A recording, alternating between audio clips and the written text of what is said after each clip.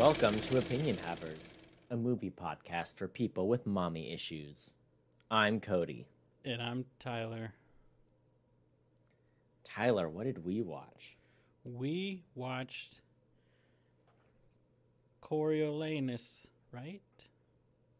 Yes. Okay. Coriolanus, or as you Yes. texted me, Cornholio. Cornholio. Yeah. Which is, let me tell you, I've never had so much trouble pulling up a movie in my life. I was trying to find it, find where it could stream. Google's like, it's available everywhere. I'm like, great. And I tried to spell it. I said it. That didn't work. I spelled it out on my Google TV, and Google's like, I don't even know what you're talking about. And I double checked the spelling against my phone. Didn't come up. Finally, it was like, oh, yeah, no, I know what that is. It's on YouTube. Went to YouTube. It was like, hey, this is an edited version. I'm like, oh, no, hold on. I had to slam the brakes, go back. This was a lot of work. Was it work for you? Was it easy? Was it hard? It was pretty easy. I started with the YouTube, but then YouTube TV was like, we got it. And then it pulled up and it didn't have all the edited warnings, like the stuff saying it was edited. So I was like, okay. I had to go to Google TV, like a different TV app than I've ever used. It was like Google TV. It was like, oh, we got it. Because it was, I don't know. Between the Google Play movies and TVs, it was supposed to be sunset, but I don't know if it ever was. And the YouTube thing, I never used Google TV. That's what I had to. What has happened to the world? What are we even doing? I don't know. I watched it, though. Tyler, do you want to give a little rundown for the folks? Give them a synopsis. Okay. It's a Don't act surprised. it's a Shakespeare play about a Roman general during the Roman Republic, Cody. And, he's doing his stuff. There's political intrigue. There's some stabbings. There's some not stabbings. There's some shouting. Yep. There's some nyas, Yeah. Like It's, that? more like ma, nya, more like that, Cody. Oh, yeah. Yeah. So it's your typical, Shakespearean Roman play, right? Yeah, I guess so. I feel like I've seen a lot of Italian. There's a lot of Shakespeare that takes place in Italy. I've never seen an ancient Rome kind of deal, and it's kind of cool. Yeah. I mean, he did Cool to write check out. a lot of plays set in ancient Rome. I heard he wrote several. At least one. Definitely Coriolanus. Coriolanus? Coriolanus. Coronary. It's one of those ones that, after Corn watching cob. the movie, I was like, why did I have so much trouble pronouncing this? It's Coriolanus. But when I'm not looking at... Here's the thing.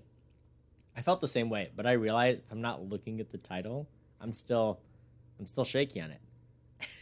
And it absolutely is just Cornelius in my notes for the title.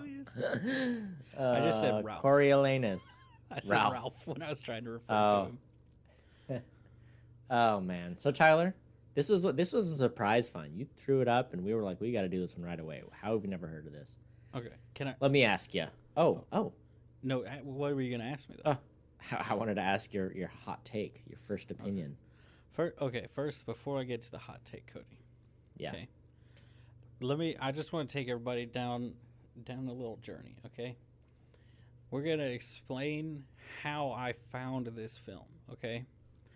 Because I feel like this film, which just for all the people at home, all right? Just for all the peeps, listening and watching and experiencing at home.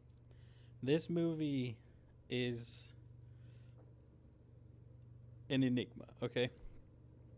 Came out of nowhere, 92% on Rotten Tomatoes, right? It's the critics, they heckin' love this nerd movie, okay?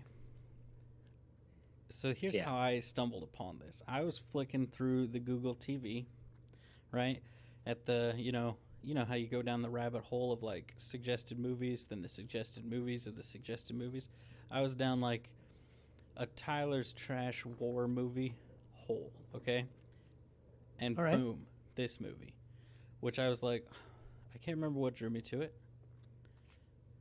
I think it was the picture, and then like the little synopsis saying it was like a Roman thing, but then the guy looking like he was dressed like he was from modern times, which that's what threw me for a loop. And then I read the stuff about it, Shakespeare play. Then I watched a trailer. Then I dug deeper and looked at some critic scores and some audience scores. And that's when I texted you, we have to do this movie. We have to. Throw everything else that's scheduled out the window. This movie needs to be done. All right, we need to. How did we miss? This is a movie with multiple Academy Award nominated or award winning, at least nominated actors in it, as it says in the trailer, based on a Shakespeare play, a popular Shakespeare play. So it's like, how could it possibly fail? And according to the critics, it didn't fail. Now, Cody, this movie was a ride, all right? You know, it was, and, you know, this movie looks like it should be a Tyler movie, but the essence of it is a Cody movie. I gotta tell you, Cody, by the end of it, that was pretty good. I liked the movie. Oh, wow. I liked the movie. What a journey you took us on there, Tyler. I liked it, all right? Cody, I liked Very it. Shakespearean of you to go all the way back to the start, you know? Let me go back I'll to tell the you. beginning. 14 billion years ago. I'm not afraid to tell you. I liked it as well. No. I'm curious to talk about it because I did like it. It's still up in the air. I don't know what I'm gonna rate it at the end of the day, you know? As far as a letter grade goes, I got a whole range to work with. So I'm excited to dissect it with you and settle on a score, you know? But it was a good one. I thought it was pretty well done. It's a goodie. You know? Of all the E's, it's probably one of the goodest. Probably one of the good E's, yeah, I would say. Just a strange film, though. You know? Well, Tyler, is there anything else to say before we get headfirst into some rants? Just, like, if anybody's like, oh, I want to watch it, you know, and you know, nobody does this, but just in case someone does in the future, listens to this first bit before and then watches it, comes back. Yeah. They didn't change the dialogue. It's all Shakespearean. That's something that I feel like you should know before you start it. It's shocking, but you just be aware. It's a shot-for-shot remake of the Shakespeare play. All the dialogue's the same. The characters are the same. Just be ready, all right? Just be prepared. Turn on subtitles, all right? That's all I can... That's you know? Turn on subtitles, right? They don't help. I was going to say, I'm not opposed to turning on subtitles, but I don't know that it would have done anything for me, you know? I don't know. And maybe it's just me. Maybe I'm just sitting up here in my ivory tower with my surround sound system and everything, but I got the dialogue pretty good. But it was still Shakespeare and just like rapid fire. Like if Eminem wrote a play at certain points, we're like, they're going fast. They're doing fast talking here. Yeah. So there were a few scenes in particular that were like, okay, I've accepted that I'm not going to absorb all of this, but I will pick out the words I can and just admire the facial expressions. So there are a few scenes, especially in the beginning, that are very quiet and then very loud all of a sudden. So be ready. That's all I'm saying. Cody, I want you to come with me in my classic Roman transport vehicle. Hop on the tank. Let's roll on down to Spoiler Town, ancient modern day Rome. All right, let's get into it. You know, we're here in beautiful Roma. There you go, nailed it. Tyler, look, I'm open. You know me. You look at me and what do you think? Pretty open-minded guy, you know? That guy's probably down for anything. That guy's probably tried a lot of stuff. Let me tell you. I am here. I'm open. Who do you want to go first? Do you want to take the reins of this tank and drive right through the Capitol, or do you want to sit shotgun while I plow through this boy? You know what? I'll go first. I'll take the reins. You know what? I'll do it. All right. I'll do it. You know? You thought I wouldn't, but it's happening, okay? Okay. It's happening. Here we go. Ready? Okay. Cody, let me tell you. My very first note is, oh no. They didn't change the dialogue at all. It's all the same. Cody, I know I gave the warning. We're here, Cody. We're in Spoiler Town. I don't know if I said it clearly enough, but we're here. We're spoiling it. They didn't change the dialogue. All right, it's all Shakespearean. It's garbage. Tiffany, she's out here. She's saying things like, "Oh," and this is what everybody thinks. They're like, "Oh, that's how they spoke back then." No, it's not. Okay, they spoke very similar to how we speak, just in like an older dialect. All right, that's fun fact. If you take any person from any time period and you directly translate the way they spoke in everyday language, they spoke very similar to how you speak. All right, that's a fun fact for you, everybody. Most of them, they spoke very, lots of slang, lots of like informal like idioms and things. It's just the way that people, the common man speaking to other common men, that's how they speak. And women, Cody, don't be racist, okay? So this is my second note, and this is going to blow your mind, okay? So Ralph Fiennes playing Cornholio, right? He's just a crazy old history professor going on a rampage, right? That's all he is. He's a history professor that has snapped and is just mowing his way through this college campus. That's all that's happening, right? That's the entirety of this movie, okay? And that, especially the beginning where it's them in like Zero Dark 30-esque, fight scenes where he's like fighting his way through the city. Like, I'll just remind her, is the Roman Republic. That's where this is set. So he's there with his boys in their body armor and their M4s, tearing through the city of Cornelius or something. I don't know. It's the city he gets his name from after he conquers it. And he just wastes these fools, right?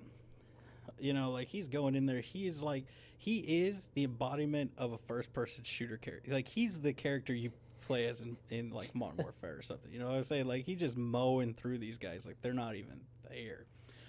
Then he steals an old man's water, and I thought, well, that's a collectible, right? That's what that is. That's a first-person shooter, and that's a collectible that he just picked up. Okay, that's all. That's what's happening. Okay, when him and Gerard Butler were fighting, and they got real close, I was just like, are they about to kiss? Don't lie to me. You thought they're about to kiss right now, and I respect that they're able to bring that raw gay energy from ancient Rome to modern day setting. Okay. Because that's what we know. That's what the historians have told us. Everybody in ancient Rome, they were all a little bit gay for each other, all right? They would go, they'd get oiled up, and they'd wrestle, all right? What else did they have to do, Cody?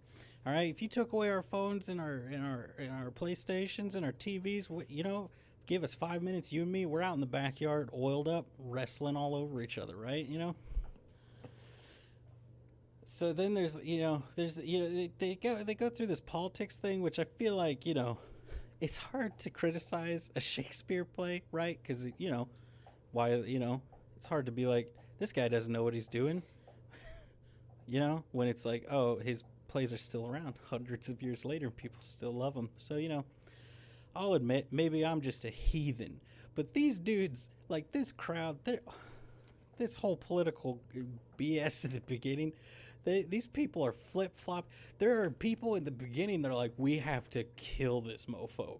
That then, 10 minutes later, it seems like in the movie, are like, no, he's the savior of the city. He's probably cool. And then are like, within 30 seconds, like, kill him.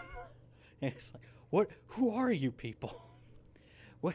And who are these guys that are like, hey, did he just spit on you? And everybody's like, yeah, he did. And it's like, what is happening right now? And then speaking of spit, when he goes on his insane rant, oh my gosh, that was so... Do you think they gave him fake spit? Or do you think that's all pure Ralph Fiennes, biomass getting just sprayed all over the audience there. You know, that's the real question. And then, but just it took me aback that I was like half being like, oh my gosh, crazy rant. Also, oh my gosh, there's so much. Hey, does he need water? Someone check on him. Get him an IV. He's losing too many fluids. All right, that's what's happening. He's losing too many. Tyler, I'm gonna cut you off right there. Great work. We may have a problem here, because you took, I don't know, all my notes. That's all right. We'll power through it, okay? I feel close to you. That's what I appreciate about this. All right, I'm gonna get started. You ready? Tyler, you took every single note. Look, I literally wrote good saliva acting. We see all kinds of acting in this. We've talked about it in the past. You got your eyebrow acting, you got your mouth acting. It all comes together into a great whole, right? We have never got to discuss a saliva actor before, and Ray Fiennes, don't ask me. Don't ask me why it's pronounced that way. It is, all right? It is because he's named after someone who pronounced it that way. Does it answer the question? No. Because if your name is spelled Ralph and you go by Rafe, it's fine. But if your reason is, well, my grandfather pronounced it that way, well, you got to explain why he pronounced it that way. That's my problem. I Googled it, okay? I went down the rabbit hole. Why is Ray Fiennes pronounced this way? And they said because his grandfather pronounced it that way, and that was named after him. But it still doesn't explain why he pronounced it that way. I don't understand. Did they name him Ralph, but he was like from some obscure village that pronounced it? I never got an answer. It's like, well, no, someone else did it that way. Well, that doesn't make it right. That's not a reason. You're like, oh, why do you do it that way? Oh, because that's how we do it. I'm like, well, okay, I know you do it. I know that you do it because you're doing it, but why are you doing it? I didn't ask what, I asked a why. There's 5 types of questions. Whom? Why? What? Where? How? When? The list goes on. There's more than 5. Tyler, why is it Ray Fiennes? Right after I wrote saliva acting, my next note is kiss? ? Because I was ready for it, okay? I was ready for the kiss. And, I appreciate it, I appreciate they know that, like, the difference between hate and love and lust, it's all right there. Just one nudge in one direction or the other, and you'll get there. And you talked about the partying and the rowdiness, and that's what I wrote too. This is exactly how like Italian soldiers would party back in like the Roman days. I'm like, this is 100%. This is the most accurate thing I've ever seen. Like they're out here shaving each other's hair and doing some wrestling and drinking. They're sweaty. They're greasy. Like, yeah, this is highly accurate. Going back to the beginning, what a bold choice to do a modern setting with Shakespearean language and lines. These people, they did nothing. At least they could have had like an intro or something. They were just like, no, there are people in denim and we are speaking Shakespeare. They did it. Respect, it's bold. My biggest complaint with this movie is honestly, and part of it I think is just the era. There's kind of like this period like 2008 to 2013 where I feel like we were big into handheld camera work. And some movies are better than others, but this was one that I just wish there wasn't. It was very, very handheld, especially in the beginning, a lot of the action, and it just moved so much that it, I just wanted it a little steadier. And I guess I respect it, because if you're thinking about, when you think about plays that are movies, like Fences is a good example. You're watching it, and like after 20 minutes, you're like, oh, we're on the same set, and the camera's not moved. This is just a play. So I appreciate that they did something to be like, no, it's not just, look, we have some action-y scenes, and we're pushing in on people, and the camera's moving around. So that's something, but it was just too shaky. I'm fine with the camera movement. I don't like when it's super shaky. So it was just a little bit jarring. So I could have done with a little less handheld camera work. You know what I'm saying? But regardless, Shakespeare's fun to, it's fun to listen to, because you hear all these idioms like you were talking about. You hear all these idioms and expressions where you're like, oh oh, that's how they used to say that. And a lot of it is just Shakespeare being super creative, like you said. Like he's a flowery boy. He goes hard, and we have many expressions today that come from his writing. My favorite was Gerard Butler saying, "If I ever meet him beard to beard," I was like, "Oh, beard to beard, look at you." It's not face to face; it's beard to beard. I loved it. I was like, I never heard it put that way. It's just fun. They do some fist pumping, some soul power fists. I was like, oh, I didn't know they came up with that. And I forget what scene that was. That's fine. Here's the thing. I'll end my rant on this. Mom-son relationship.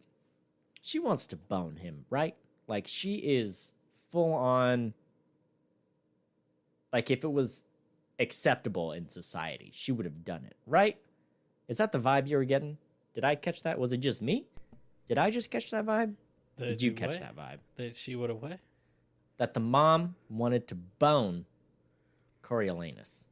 Cody, look, it's just, everybody was gay for everybody back then, okay? That's what you don't understand, okay? They didn't. Their sexuality wasn't in such defined terms. You'd be sexual with your family member, with your bro, with your enemy, with your lifelong enemy on the battlefield. You're saying anything goes in ancient Rome. I'm saying that by today's standards, they were too intimate. But by the days, it's kind of like how all old British guys are gay. Like how, you know what I'm talking about? Like back in the day, like the entire like royal family. Like in I'm talking about like you take like World War I, where they're literally it's illegal and you get like stoned to death or something. I don't know if you're actually gay, but then at the same time they'll be like writing love letters to some dude that they barely know, like, "Hark now, brother, I loved thee since the first moment our lips came twain closest to each other." It's like, what are you doing, dude? How is the same society, Cody, let's be real for a second.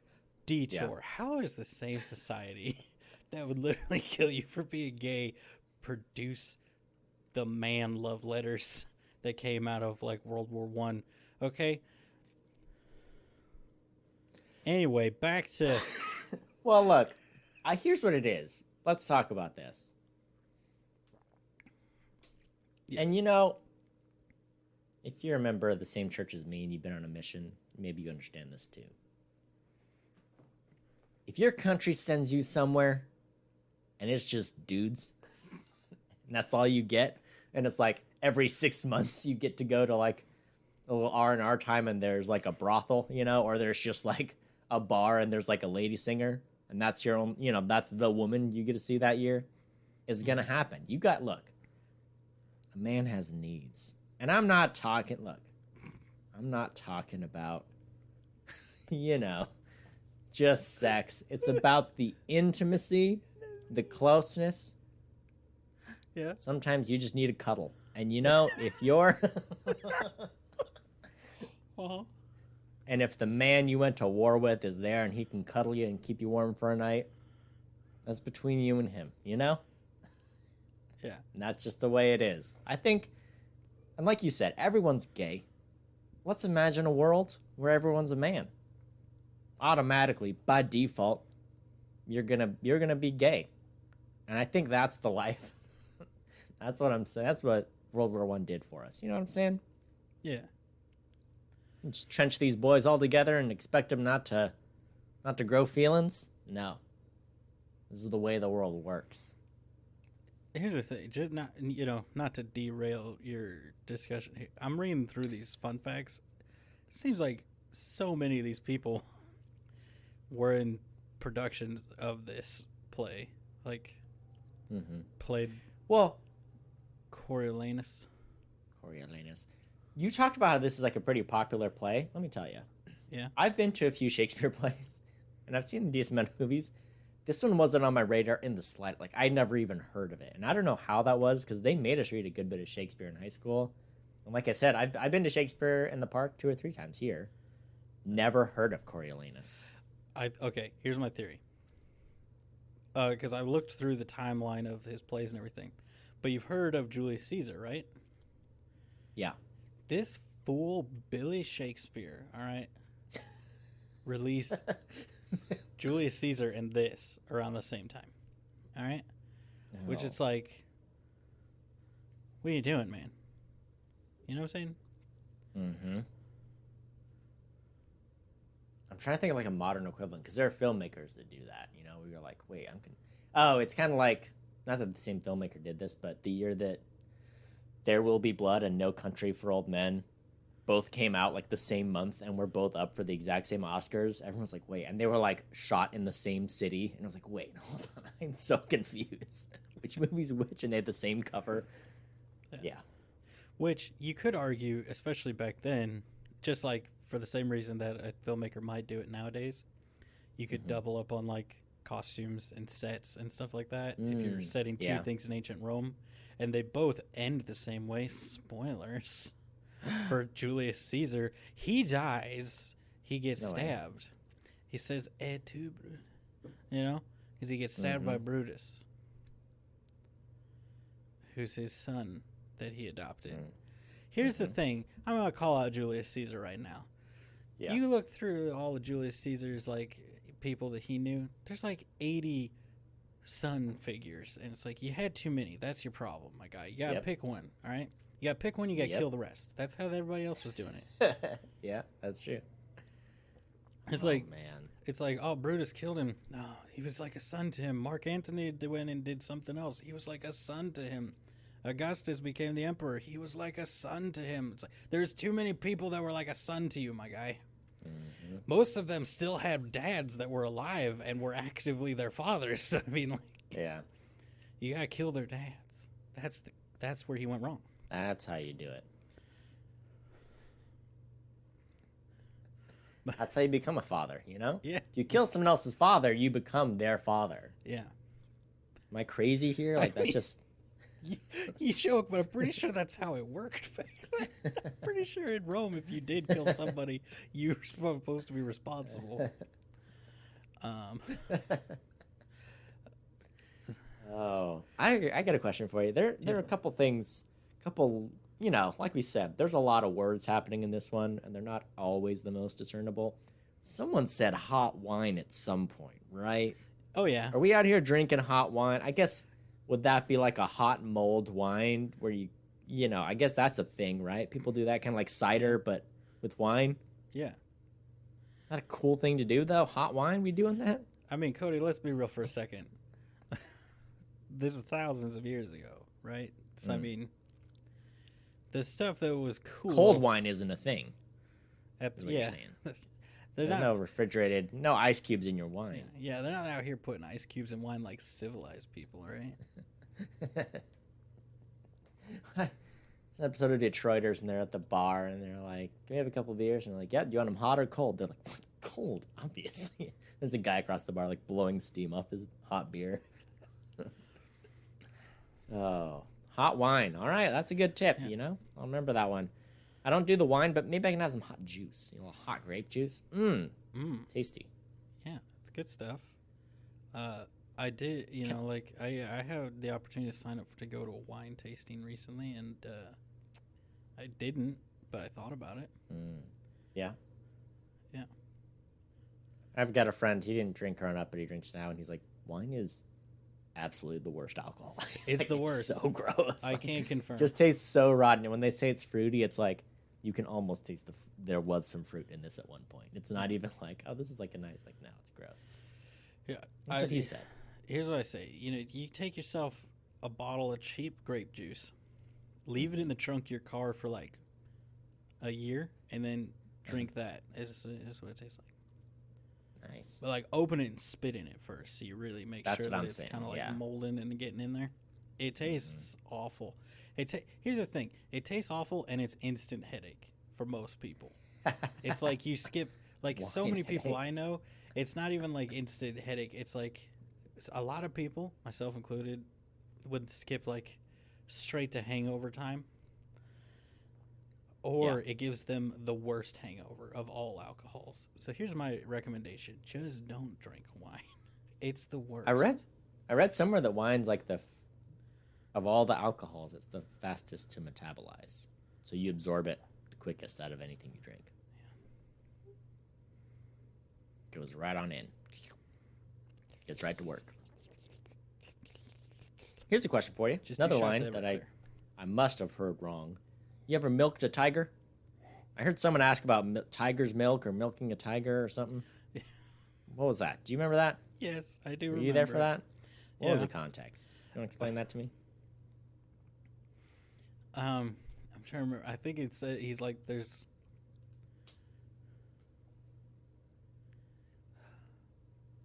He's comparing the. I think he's saying the amount of mercy left in Cornholio is like the amount of milk in a male tiger.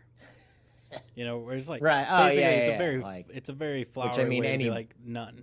You know, but also So I'm sure you thought the same thing I thought. I mean, I could get some milk out of a male tiger. Right? Right? I You mean, could a get couple some. tablespoons for sure. There's Yeah. something in How much time do we got? How sedated is the tiger? there. Yeah. No, you're right. I thought it was interesting. You were kind of talking about what's up with those dudes, those politician dudes who were like, let's turn these people. Because you talked about how the people were like, we hate this dude. Anyway, all right, this dude's all right. And I think my suspicion is that is for simplicity's sake, right? Have the same characters, do the same speaking lines. That way you have to pay less people money. Also, I think in this play, it's supposed to be spread out over quite a bit of time. You know, so it's like maybe at one point they're hungry, so they're mad, and then later maybe they're not as hungry, and they're like, oh, well, he did just get crowned because of his military, service, so maybe he's all right, But I really think the crux of it, like at the heart, is, they're politicians too, and they're like, commoners so dumb. And especially in that time where you're like, all right, everyone's got a second grade education, and then the rich people have like a sixth grade education, and they're just looking down, spitting on the commoners, So they're just like, I'm gonna manipulate them, right? Yeah. If I may, go off on a little bit of a nerd tangent here, because that's something like Explain to me how the Romans are smart. No. So this is specifically it's with the Roman Republic. It kind of explain. I guess that they do flip flop a lot, but that was part of like even in historical records, the Roman politics flip flopped a lot. But like, so those two guys were tribunes. I mean, they are supposed to be representative of the people. They're supposed to essentially come from the commoners, and they represent the voice of the common people versus like the senators come from the higher ranks of society. And the reason that they would accept somebody like that is that like that was a military prowess was like a peak thing for the Romans. Like that was like one of the most important things for them and like what they based a lot of their society around. So if anything, the most unbelievable thing is the fact that him being like, my honor forbids me to like stoop to being like, no, I like you guys, when in reality, like, I don't. That being offensive to them is probably the most unbelievable part of it, really. When in reality, they'd be like, no, we respect you because you're so cool. This is the same society that if they were like losing a battle and had to retreat, they'd be like, all right, the weakest and the old guys, you come up here and die so the young, strong guys can escape and like you die, but it's like a super honorable thing. Yeah. Yeah. And it's like, if these guys don't get away, that's dishonor on them. And if you guys don't die, that's dishonor on you. But if they get away and you die, we're all getting honored, guy. Yeah. No, that's a good point. Also, the same society that if you killed your dad would toss you into the river with a bag of snakes. That's a fun fact for you, Cody. Here's my question about that. Yeah? Who's like the town snake keeper? It's like he's got to go out in the wild, catch snakes, breed snakes, keep snakes, so that when a patricide happens, there's snakes ready for the sack. You gotta know, like, that's what I want to know. Whereas that's the worst of the worst crime. You know, this dude's just got a pit filled with snakes, and so every so often somebody walks into his office and he's like, "It's time." Like, that's the best day of his life when someone walks in there like, "I need a bag of snakes." what do you think you charge? How many days' wages would you charge for a I mean, sack of snakes? you got to You know? charge like 3 years' wages, man. You got to be like, I don't know when the next patricide's happening here, man. I need to make sure I can feed the snakes. This is my chance to cash out. I've been hemorrhaging money. Just first you catch the snakes, then you got to catch mice to feed the snakes, and at some point you're just running around trying to catch animals. You don't have much time for anything else. Oh man, here's the thing. Yeah, I liked the movie. I thought it was an interesting arc. I think for me, it was so Shakespearean because it's just about a conflicted, crazy man. You know, it's like, oh, you're going crazy, right? You either are crazy or are going crazy. And I thought the beginning of the movie was interesting enough. Ray Fiennes gives a great performance. I think in the trivia, it even talks about how Ian McKellen highlights this as like one of his favorite performances by Ray Fiennes. And I thought he did a great job because he had so much fury, you know, and he's just like, I'm crazy. I like to be at battle and yell at people. That's what I'm about. So they're like, anyway, do you want to be a representative of the people? He's like, ugh, I hate the people. Just let me go murder some more, which is an interesting enough character. I like that he had an mortal enemy. I think it's really interesting that they push him out. And I do think it was funny that they exile him. And then the guy from Succession, whatever his name is, who I thought was Coriolanus' dad, then I realized he isn't. He's like a father, which is fine. To him. He's the guy who probably killed his dad. And anyway, he's like, so you took the deadliest man in the army and you kicked him out and you spurned him? What do you think he's going to do? Goes, joins up with the enemy of the state and is like, I'm going to lead an army and kill everybody. You're like, that's not the guy to make mad, you know. That's like killing John Wick's dog. You're like, that's not the guy, you know? Yeah. You pick someone else. But I enjoyed that journey, and I really like the twist where it's like, oh, he's exiled, and he goes and he finds Gerard Butler and is like, hey, you can kill me, but also I know a lot about the Roman military, and I would absolutely lead an army with you to go take them down, you know?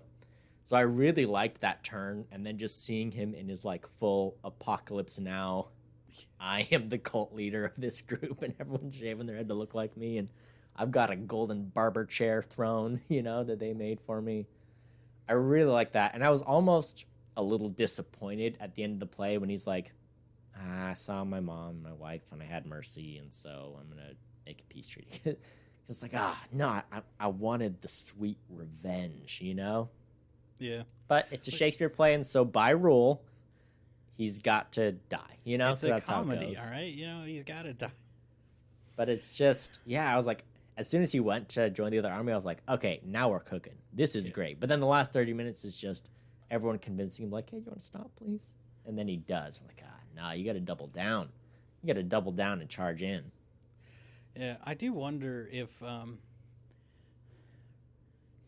if Coriolanus was more of a, hero, because, he comes across now, you're watching the unedited version of him or the altered version of him from the play, and he comes across now as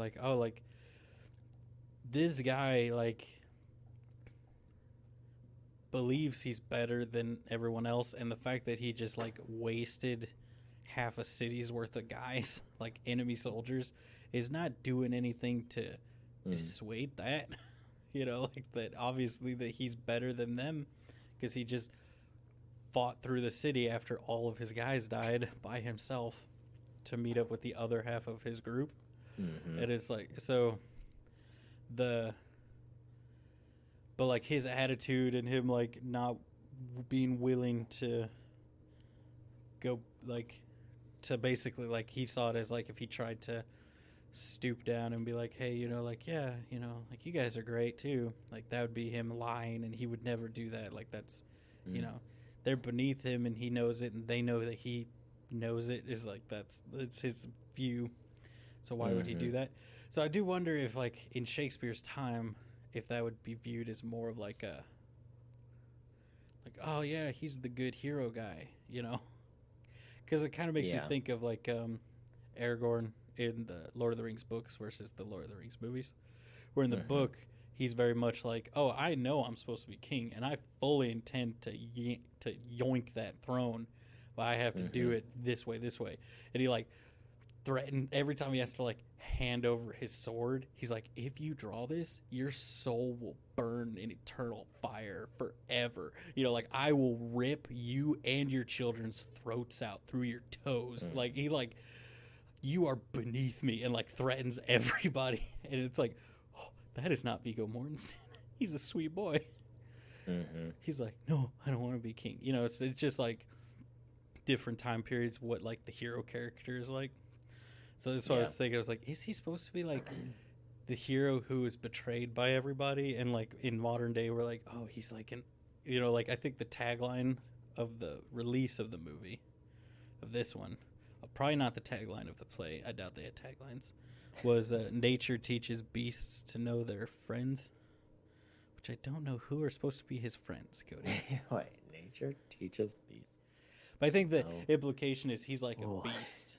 Like he's like an attack dog that they've smacked and like sent away. So of course he's going to come back and attack them. But then the people that took him in had to put him down. You know, like he has to be put down eventually, kind of thing.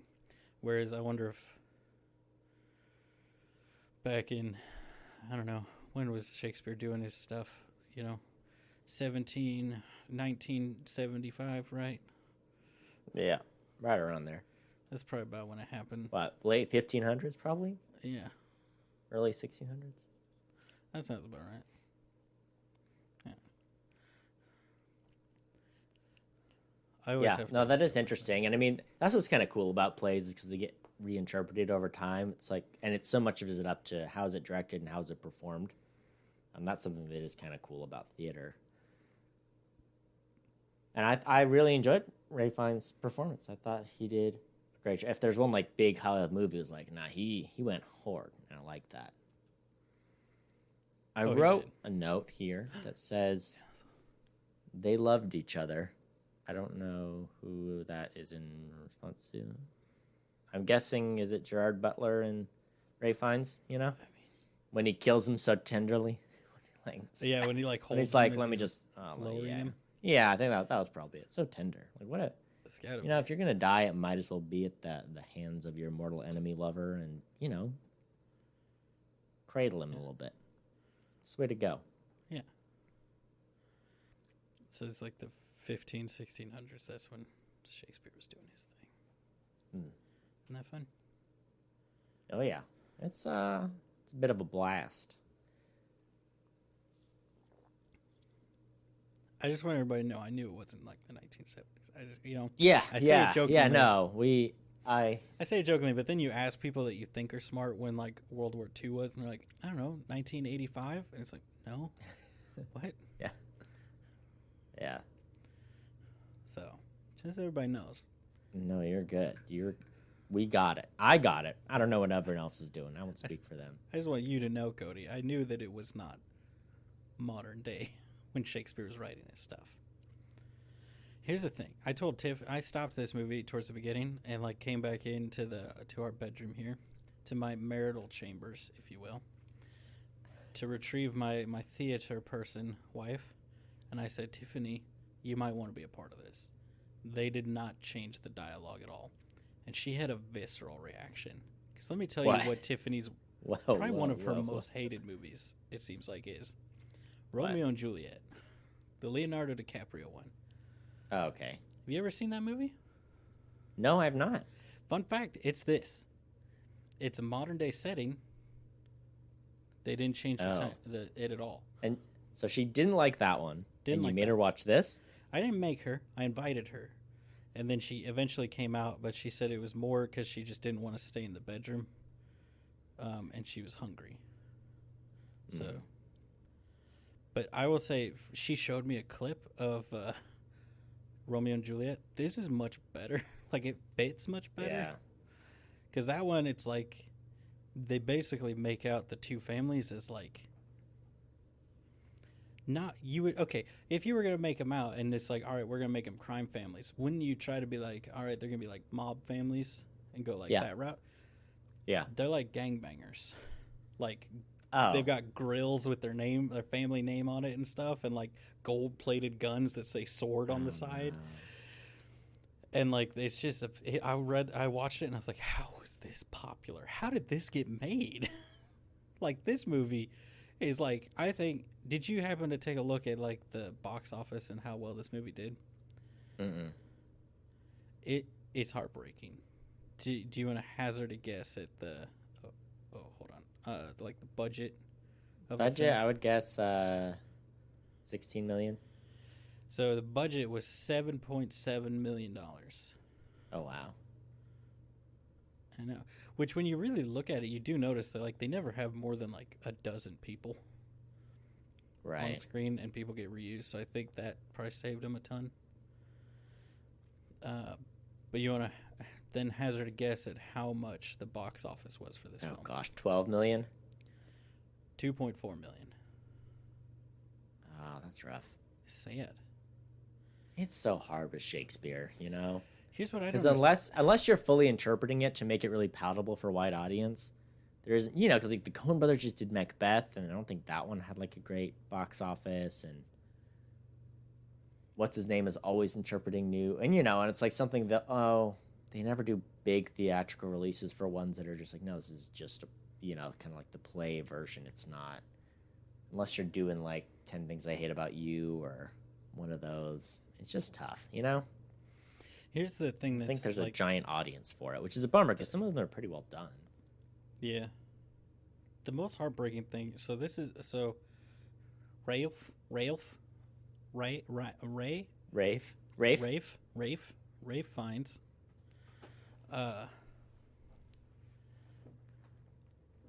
This is like peak Rafe, because this is This is when Harry Potter was walked still off Harry wrapping Potter up. right into the year. So Yeah. it's like Harry Potter released, and then this movie Everyone- released. Like this is the very next thing he was in. So and you can really see like he still has a lot of that Voldemort energy in some scenes. Mm-hmm.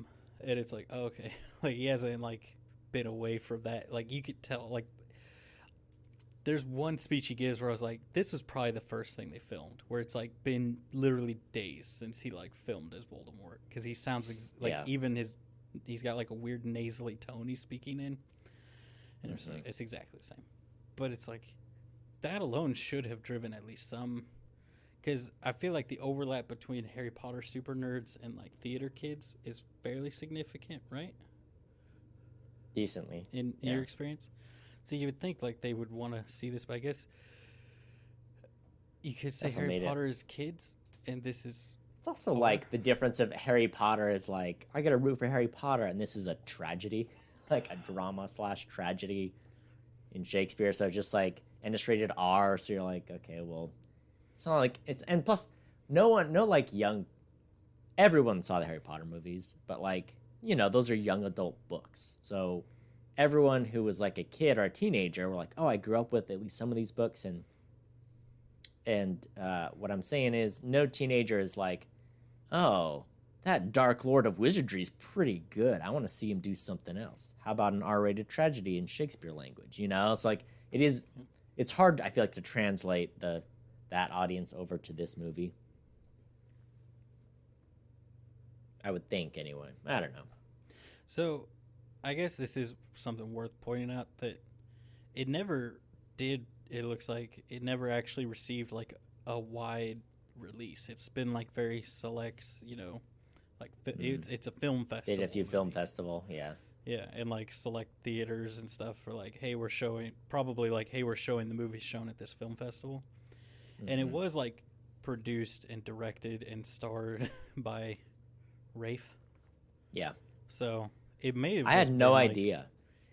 This movie may, at the end of the day, like it may not be like a failure the way that it looks like. It may just be him like, I'm gonna take all this Harry Potter money and dump it into a movie. Yeah. Well, it's interesting. I had no idea he did any directing at all. And he's actually done 3 movies, and this was his first one. And he stars in, I think, his second movie. I don't know if he stars in his third, or he might just have a smaller role, but they're all movies that are like, nope, I'm directing it, and I might have taken a pass at the screenplay, and I'm starring in it. So, interesting. I think he killed it for, you know, directing it and starring in it and all that. Yeah. I think it looks great, and I think like Like, I think it looks great. They did a lot of cool, like, they did enough of like the battle sequences to give you the feeling that there is this huge, long, drawn out war without, like, obviously they're like, all right, and now we're invading, and now we've invaded, and we're here, like, cut out all this extra expensive battle stuff. Which is what you'd probably do in a play, Yeah. If it were a play, it would be like, oh, look, the fighting started. Okay, now we're going to black. And look, this is the aftermath of the battle, or like, okay, well, it's been 6 months of that battle. Let's see how everyone's doing, Which I feel like they did enough battle scenes, which they couldn't have done, obviously, or probably didn't do in the past, to give you that, like, more exciting modern day look to it.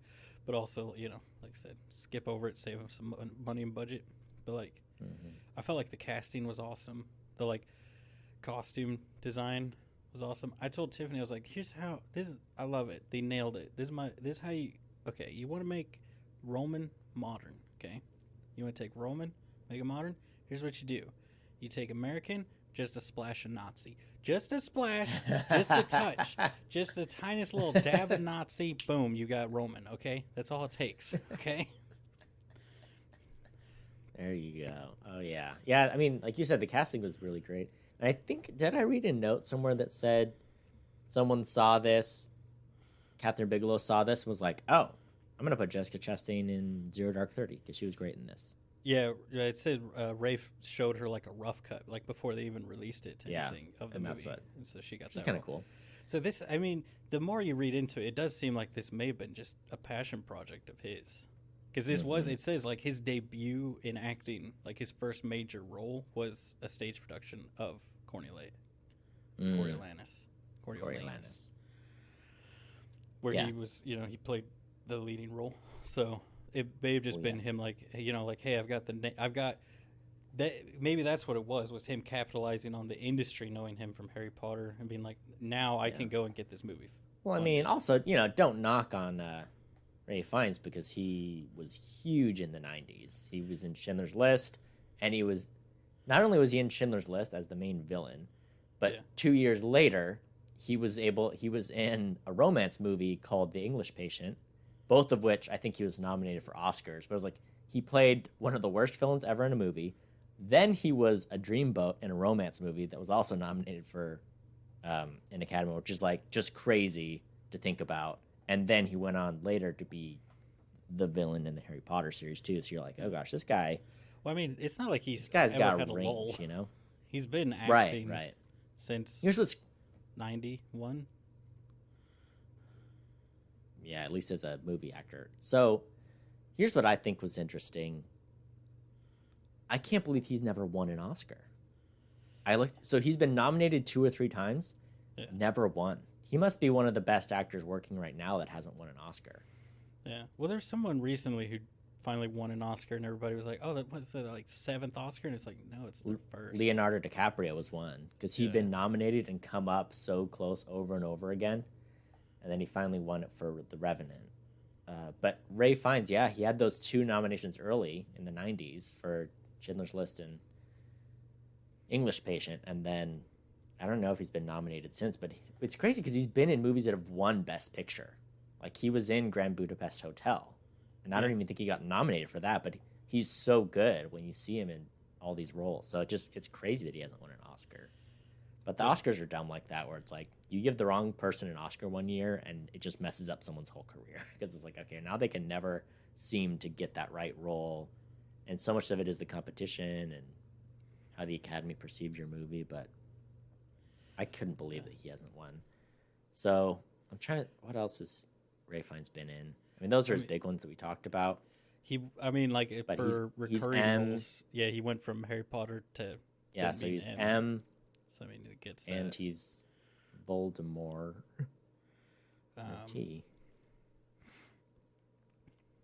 I mean, in Richard III, which is another Richard III. That's one he directed, I think. Yeah. Maybe it isn't. I don't actually know. Oh, no, but in Richard III, the actress who plays his mom in this one is also in that one. So, cool. And while Ray Fiennes hasn't won an Oscar, the actress that plays his mom in this, I think, has won 2 Oscars. She's been working forever and been in a lot of really well-acclaimed movies. Yeah. I mean, yeah. I'm scrolling through his like stuff, and I was like trying to think of what else he's been in. Right. He's in The Wrath of the Titans as Hades. Yeah, which he's in a decent number of blockbusters considering. Yeah. Which I wonder if that's, like in Bruges, that's a good one. It's like, does he do the big blockbusters, get the money, and then do like passion projects like this, where it's like, yeah, I'm going into it. Goal isn't really to make money; it's to like go to these film competitions. Could be. I mean, he's only directed 3, so I think that's probably, which is the thing with a lot of actors when they get big enough, they're like, all right, well, I want to start directing now, and some of them do. Like Bradley Cooper, he's in that stage now because he did that one movie a couple of years ago that he starred in with Lady Gaga. Yeah. So I mean, it's not uncommon for actors to do that when they get like mid to late career. So the last 10 years, I mean, I could see him continuing every 3 years or so to be like, no, and this is my movie I'm throwing together because I like to do it. Yes, it's something I'm passionate about. He's in the Avengers in 1988. I don't think it's anything related to the superheroes. That's a Western, I'm pretty sure. Oh, it might be a sci-fi Western. Hold on. Destroying the world with a weather-changing machine. I think it's like an old-timey sci-fi, but looks new. Like steampunk? I don't know what. Oh, Uma Thurman's. Oh, what on earth is this movie? Oh, no. It's so bad. Oh, the critic reviews are so awful. Sean Connery's in it. We might have to add this. Eddie Izzard is in it. Wow. The Avengers, 1998. I thought it was 88. You fool. Anywho, Ray Fiennes is great. Can't believe he doesn't have an Oscar. What a shame, Yeah. I mean, yeah. Yeah. Yeah. It is a shame. But they gave one to Will Smith, and look how that turned out. So. Oh my gosh. So mad about that. What movie was it even for? I saw it. King Richard. King Richard, which was good. Man, hold on. Let's be mad about this for a second here, because I got nothing going on today. I'm good. Let's look up the Oscars this year. Yes. And we're going to see who he beat out. Because it was not I thought you were going to be mad about the slap, not him winning the Oscar. No, I'm mad he won I'm mad about the slap and he won that. Okay, hold on. Here we go. Here's the thing that I find the funniest about the slap, right? Yeah. Don't slap people in public. But also, I find it very funny how, out of proportion Hollywood blows everything. Where it's like, if you were at a dinner party with a bunch of friends, which granted, this is one of the biggest dinner parties in the world, essentially, right? Mm-hmm. And you just slapped a guy giving a toast, everybody be like, what? And then you would all move on and still be friends. No one would get banned for life from the dinner party. No one would have to go and make a global apology. It would just be like, hey, man, I'm sorry, I got a little heated, and you'd move on. No one would be like, oh, man, he ruined that guy's life by slapping him. I want everybody to know. I think Chris Rock will survive this. I think he will. I think he will survive getting slapped by Will Smith. I've just seen some people be like, he's been in critical condition, and it's I saw some people I can't believe. I feel so sorry for Chris Rock. It's like, are you kidding me? That's probably he's probably oh, that's the best thing that could have happened. Everyone forever is gonna remember Chris Rock hosting the Oscars. One of the most memorable performances ever is him getting slapped by Will Smith. And all he had to do was get slapped. Yeah, I'm looking at the people Will Smith beat out for that Oscar. Did he slap him? And I think they may have just picked the wrong roles too. I haven't seen all these movies. Fair warning. So Will Smith for King Richard, Javier Bardem for Being the Ricardos, which I haven't seen, need to see. Benedict Cumberbatch for Power of the Dog, which was a great performance. I think his performance was probably better than Will Smith's. Andrew Garfield in Tick, Tick, Boom, which I haven't seen, but who doesn't love Andrew Garfield? He's such a little skinny little sweet boy.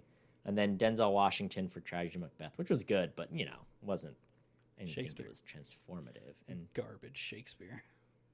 Right. Was that a direct Shakespeare thing? Did they change the dialogue at all, or full Shakespeare in period clothing and everything? Really cool sets, and it was black and white and super big contrasting and shadows, and so that part of it was really cool. It was made by Joel Coen of the Coen brothers.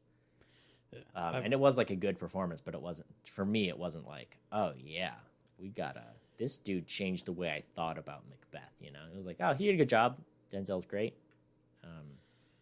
I haven't wanted to watch it on my fancy TV because it would look great. I mean, the lighting is awesome, so it would be a good one to watch on a nice TV with great contrast. Mm-hmm. So there you go. So there were 3 different male actors nominated for The Power of the Dog. Oh. Plus not Kristen Stewart. I think Kirsten Dunst was nominated as well. Oh. That has to be the movie with the most nominations that I didn't like that much for acting. Like, everyone in that movie got nominated. There were only like 5 main characters, and they were all nominated for different Oscars for acting. But this movie didn't get nominated. What a garbage. So I guess winding it back, I'm not that mad that Will Smith beat out those people for those Oscars, but Benedict Cumberbatch should do a better job. So, but if he and no one from Dune got nominated, which sucks, you know. That does suck. But what are you gonna do? Just give it to Javier every time. Yeah, he really should. I bet he did a great job. Oh, he's so good. So what a weird year of Oscars we had. Oh. Yeah. Ugh. I hate it. Hopefully it'll be better. Dune only won a bunch of Oscars instead of all the Oscars. It should have won all of them, and we know it. It was the best movie by far. BS. You know? What would so you rather watch? The Power of the Dog? You know what I'm saying? A sad Western with sad boys? You know? No one wants that. Nobody. It's a Western where no one gets shot. What's even the point? Why are we even in the Old West if you're not going to shoot anyone? You know what I'm saying?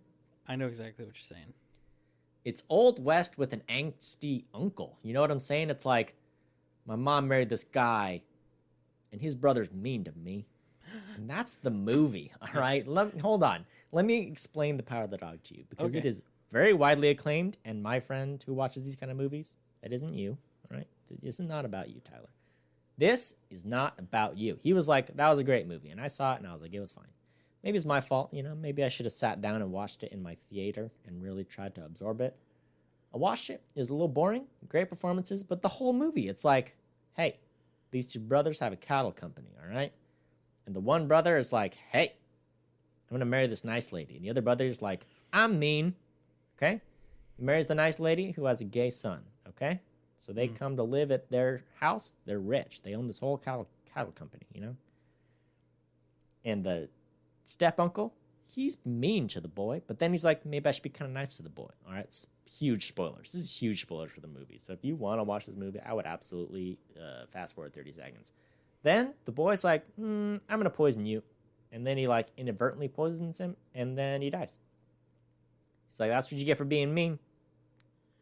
That's the movie. It sounds like what you've described, Cody, is a worse Australia. Yep. Maybe. I don't know. Never seen it. Bailey likes that one, though. So maybe one day. Well, Australia's got a love story, and it's got a Japanese invasion, and, you know? And like 4 hours long or something, or 3 hours long? Yeah, 3 hours long. It's very too long. Ooh. It's just hard. You know, the movies where it's like nothing happens, I can get behind it sometimes, and sometimes I can't. Yeah. You know what can't be said for Coriolanus? That nothing happens, because a lot of stuff definitely happens. Things do happen. Yeah, there is a golden barber chair. You know what I'm saying? And when was the last time you saw a movie with a golden barber chair? A couple of hours ago. 4 hours ago. Yeah, it's Coriolanus. Yeah. Man, what a world we live in. You know? Yeah. Tyler, I'm just happy that movies are back in theaters, and maybe next year we'll have better Oscars, you know? Yeah. Maybe we'll have more slaps this year. That's what Hollywood needs, you know? We just need a fist fight. Why are we nominating people and then picking a winner out of an envelope? You get the 5 nominees, they go on stage, brawl. Winner of the brawl takes home the Oscar. Wouldn't that be better? It would the be. Presenters, the referee? Yeah. And okay. instead of watching Chris Rock improvise, he didn't improvise, it was written, but instead of him doing a G.I. Jane joke, it's him in a referee outfit. Will Smith, Javier Bardem, Benedict Cumberbatch, Andrew Garfield, Denzel Washington, all in Speedos, greased up, wrestling. Okay? Oh, wrestling? Okay. How much better is that? You know what I'm saying? Who I think would win, for sure. It's like WWE, where it's like a battle royale. They're on the stage. There's no ring. It's just a stage, and they're like, all right, King of the Hill. Last man standing gets the Oscar. Who you going with? All right, Will Smith, Javier Bardem, Benedict Cumberbatch, Andrew Garfield, Denzel Washington. We're talking Spider-Man, Gemini Man, the villain from Bond, Benedict Cumberbatch, Doctor Strange, all right, and Denzel, and what's his name? What's that movie he's in? The Redeemer, The Equalizer. Who you taking? I have to look something up real quick, and then hold on now. Spider-Man. We have the whole MCU in here. We got Spider-Man. We got someone from Will Smith's in the DC one. He's in what's it called? He's in a couple superhero movies. He's Deadshot. Oh, and Hancock, yeah. Okay, hear me out. I think Andrew Garfield's got a chance here because he's the lithe boy. He's also the youngest too. He's the slippery little guy because you think, oh man, you got all these other guys. The only thing is I was looking at let me double check, make sure like Javier Bardem's not like 6'5" or something like that. That's what I was double checking. But no, they're all roughly, at least Javier and Andrew, roughly the same. You think Benedict Cumberbatch?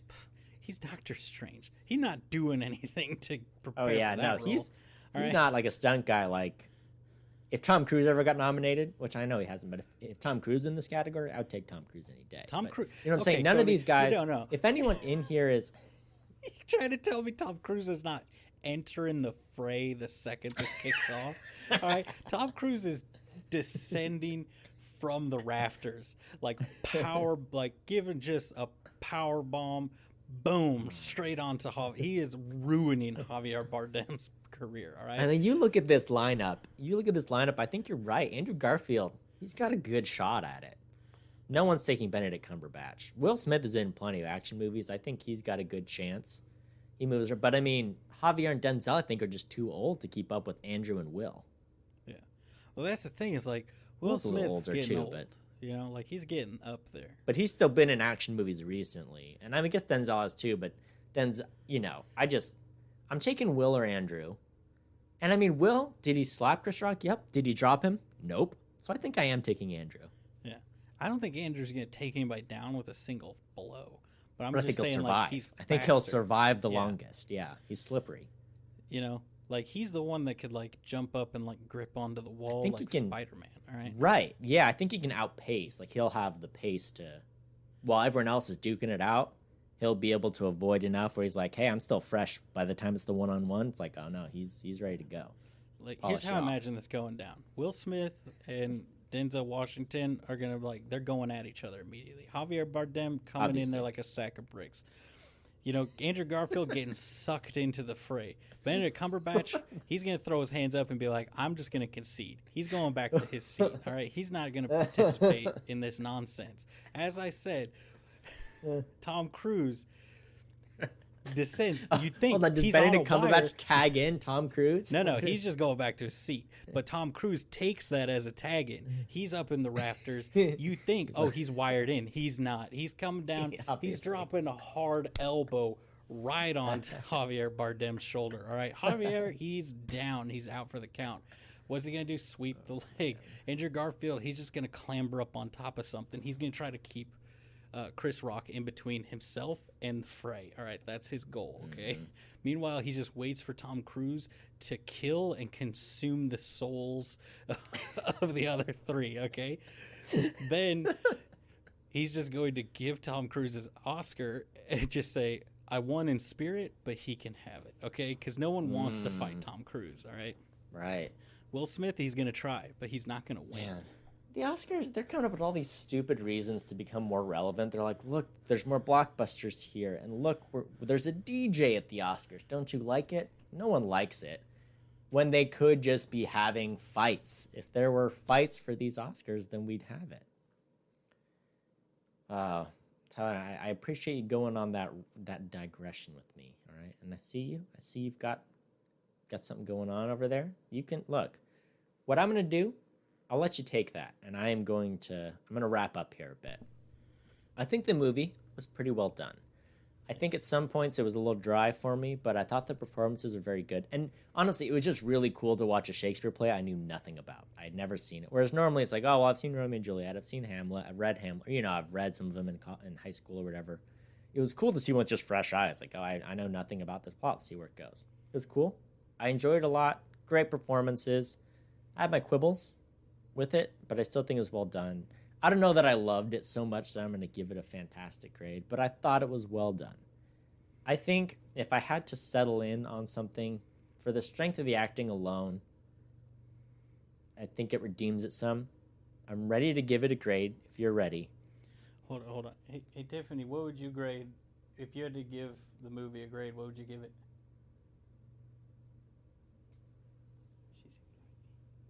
I think she might have left. No, she's still here. Cool. Tiffany? Tiffany has left the chat. Oh, she's gone. No, she's here. I hear her. I think you're being ignored. I'm being ignored. No, Tyler. It's okay. I'll recover. Tiffany, what would you give it? A letter. She's thinking about it. She's not there. She is a ghost. She's a figment of your imagination. We'll give our scores while she thinks about it. She is the theater person. Yeah. Our resident theater expert. I think I'm going to give it a B. I didn't love it. Hard B. But I liked it. I thought it was well done. And for the acting alone, I think it's elevated to a B. But with the caveat that, like, I don't think it's for the faint of heart. It is full Shakespeare dialogue, so just keep that in mind. I'll give it a B. Full Shakespeare. What about you? A minus. That's what I'm going to give it. All right. I'm going to give it A minus. Well, I'm really glad you enjoyed it, you know? I liked it. Tiffany, you got a fun surprise movie. We'll wait for Tiffany's verdict. We'll wait for me to be handed the envelope. What? Oh no, Will Smith's coming. Oh no. Wait. His hand is open. No. I can't. I'm not strong enough. He was laughing a second ago, but he's been given the death glare by Jada, which, as we know, activates him. He is now activated. He is charging forward. So she wants the caveat. She missed the beginning. Yeah. But she gives it a B. So. Yes. Tiffany and I need to watch more movies together. You know? We're on the same level. Jingle All the Way. Remember that one? I do. I watched that movie so many times. All right. Bonafide. Approved by opinion havers. Coriolanus was a goodie. A good as We're they say. We're officially critics now because we gave it a good score. That's true. Of a trash that score. Is true. Is there anything else to say, Tyler, before we wrap up? No, I mean, it's a good one. We don't have any wheels to spin. We don't have any devices to divine, you know? We're just carrying on. All right. You know? Well, I wish I had thank a you for Shakespeare listening. thing. Oh. Yeah. Thank you for listening. You can follow us wherever you find your podcast. Share with your friends, your lifelong enemies that are also your lovers. You can also follow our memes on Facebook, Instagram, and Twitter at Opinion Havers. Until next time, watch movies. And have opinions.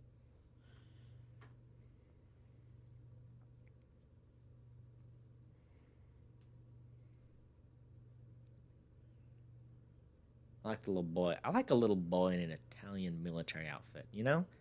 In the Italian formal military dress. I'm like, that's how I'm going to dress my children. Little soldiers, you know? Little Nazi, you know, Nazi-ish, right? Yeah. Like we decided, just a touch, just a little flavor of it. Yeah. Where you're like, you know what? It's sharp. Who's the guy that did the Nazi uniforms? Was it? I was trying to remember this the other day, and I don't. It was an older designer, obviously not like Calvin Klein or whatever, but it was like the Calvin Klein of the era. Gosh, Versace, no, Gucci. I don't know. The same guy that did the Italian. All right, hold on. Oh man, it's our longest little post-credit thing ever. Just be still, sir. Hugo Boss. Hugo Boss. That's who did it. There you go. Mm. Mm. Mm.